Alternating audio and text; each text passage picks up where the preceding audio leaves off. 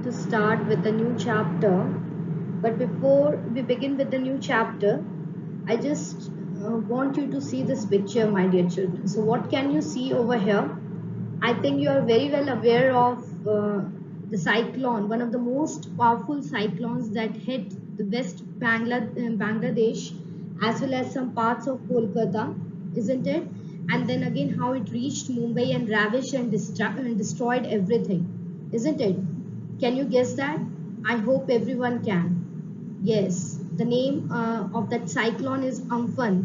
So you can see how it hit some parts of Bangladesh and then again Kolkata, and even the people, if you have heard the news, people of Kolkata, they had said that this was one of the most terrific cyclone that they have ever witnessed.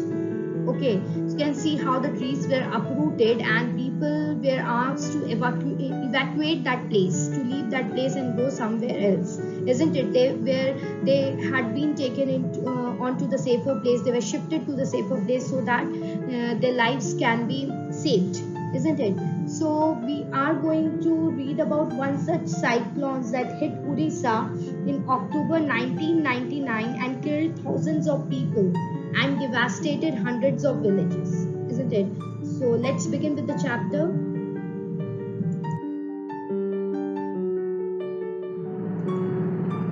So as you can see here, the similar cyclone, isn't it? Powerful one. The cyclone hit Odisha in October 1999, killed thousands of people and devastated hundreds of villages, as I told you, and I've shown you the picture also. What happens when the region, is hit by this powerful cyclones, isn't it? Amphan is one of them, and you are all aware of that. So one such cyclones hit Odisha in October 1999 and killed thousands of people and devastated hundreds of villages. Trees were uprooted, isn't it? Then again, connections all broken. So that's what happens. Places were evacuated and the people were sent to the safer places. Safest one, you can say, for two dreadful nights, Prashant, a young man, was marooned, was stranded on the roof. Maroon means stranded. He had to stay there in the same house, on the roof of a house, isn't it? On the third day, he decided to go to his village. Now, the question here is, did he find his family? Okay, weathering actually means erode, but here it means to face. Okay, to face the storm. In Ersama, to face the difficulty. So it was a storm that hit this part of Odisha and he was stranded, he was marooned in his friend's house, and after, when he decides to go back to his village, the biggest question here is, did he find his family, isn't it? Since Odisha was hit by the powerful, isn't it, the powerful cyclone, one of the powerful cyclones, you can see. So it is an incident that took place on October 27, 1999, 7 years after his mother's death. Prashant had gone to the block headquarters of Essama, a small town in coastal Odisha. So some 18 kilometers from his village, to spend the day with his friend, as I told you. In the evening, a dark and menacing, means powerful and dangerous, storm quickly gathered. Winds beat against the houses with speed and fury, anger. Fury means anger, aggressive, that Prashant had never witnessed before. Heavy and incessant rain filled. Incessant here means continuous. Okay, continuous rain filled the darkness. Ancient trees were. So the trees were uprooted and crashed to the earth. Streams rent the air as people and houses were swiftly washed away. So it was a great mishap that people of Orissa faced. The angry waters swirled into his house. Swirled means moved into his house, isn't it? And then again, it was just brimming there. The water was overflowing in the house. The building was of brick and mortar and was strong enough to survive the devastation of the wind's velocity of 350 km per hour. But the cold terror here means since they were facing this devastating cyclone, terrific cyclone, isn't it? The family was quite frightened, isn't it? But the cold terror of the family grew with the crashing of trees that had got uprooted. Trees were uprooted and fallen on their house sometime in the middle of the night, damaging, so it damaged its roofs and walls. The crazed destruction wrought by means here brought by the cyclone and the surge of the ocean. The level of water that was rising continuously in the ocean continued for the next 36 hours, although wind speeds had reduced somewhat by the next morning. To escape the waters rising in the house, Prashant and his friend's family had taken refuge. Refuge here means shelter on the roof. Prashant will never forget the shock. He was in trauma. He experienced at his first glimpse of the devastation brought by the super cyclone in the grey light of the early morning. So this furious, this raging, deadly brown sheet of water, covered everything as far as the eye could see. So, there was no life there that was not affected by this super cyclone. Only fractured cement houses still stood in few places. Blotted animal carcasses here means the dead body, blotted the swollen animal, since the water has entered inside the body of the animal, so it was all swollen. Okay, and the dead bodies of the animals and human corpses floated in every direction. So everywhere the devastation could be seen, isn't it? Completely the area was raged by the super cyclone, and the lives of the people were ruined completely. All round, even old trees had fallen, isn't it? 2 coconut trees had fallen on the roof of their house. It was nothing but it was blessing in disguise, as the tender coconuts from the trees kept the trapped family from starving.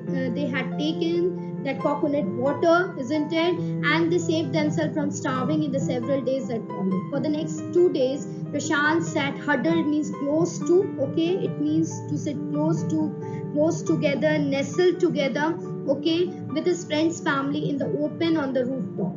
They froze in the cold and incessant rain. Incessant means continuous rain. The rainwater washed away Prashant's tears. The only thought that flashed through his mind was whether his family had survived the fury of the righteousness of the, isn't it, the anger of the super cyclone or not. Was he to be bereaved once again? Was he to be bereaved once again means, was he will he be deprived of a close relation or friend through their death, isn't it, once again? Fine. So let's go to the next part of the story and see. 2 days later, which seemed to Prashant like 2 years, the rain ceased. It stopped and the rainwater slowly began to recede, means to diminish. Prashant was determined to seek out his family without further delay. But the situation was still dangerous, and his friend's family requested with Prashant to stay back a little while longer.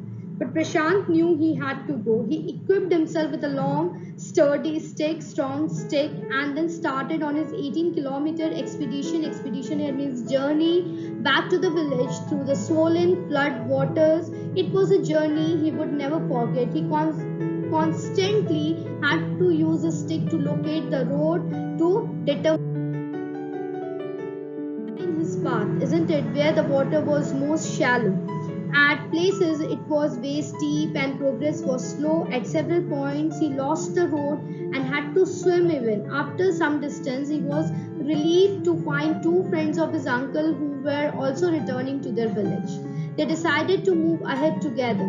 As they as they moved through the waters, the scenes they witnessed grew more and more macabre. Macabre means devastating. Okay, so here it also means ghastly, devastating, shocking, horrible, you can see. They had to push away many human bodies, men, women, children, and carcasses of dogs, goats, and cattle that the current swept against them as they moved ahead. So in every village that they passed, isn't it, can see dead dolphin lying down here. It is a result of the super cyclone that hit this place, isn't it? So animals are also, the creatures that are not left, isn't it, to the, if they had to face the nature's fury. So definitely no one is left, my dear children. isn't it? That's why we say that we should never be selfish, isn't it? If we are born as a human being, that is our duty to protect our motherland and mother nature, isn't it? Nature, otherwise definitely the nature is going to react, isn't it?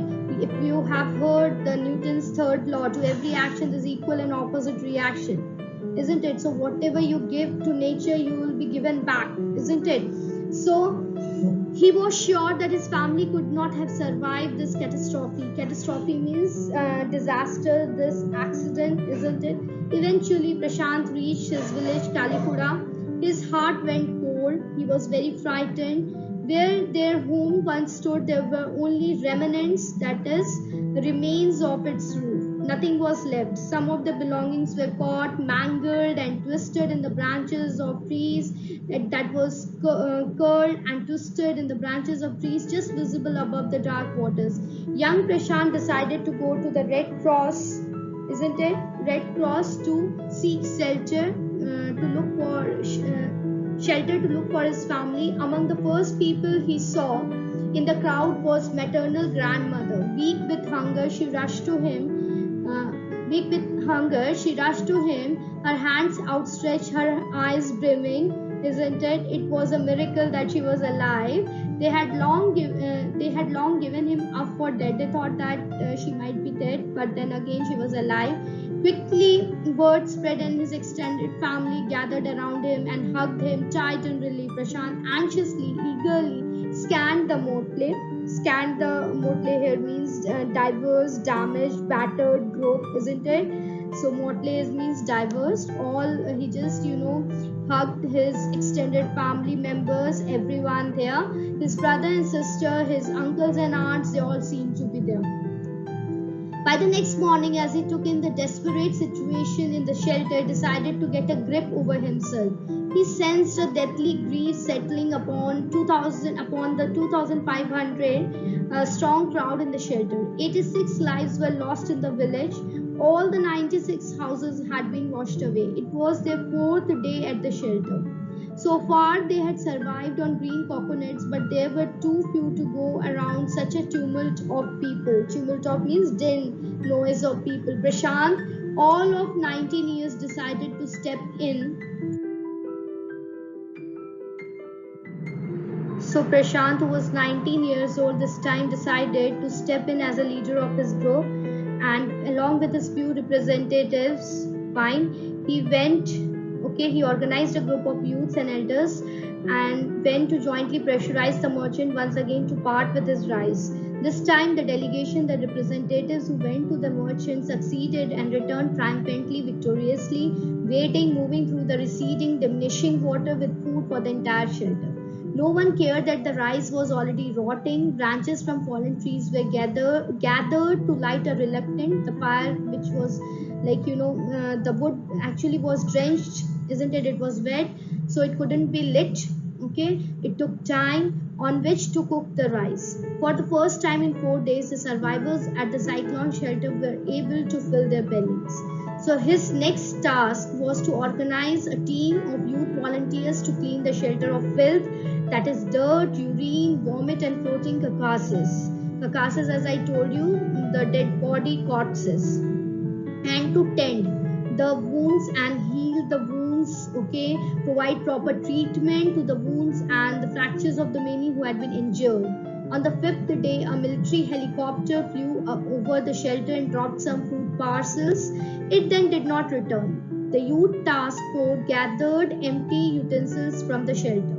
Then they deputed the children to lie in the sand left by the waters around the shelter with these utensils on their stomachs to communicate to passing helicopters that they were hungry.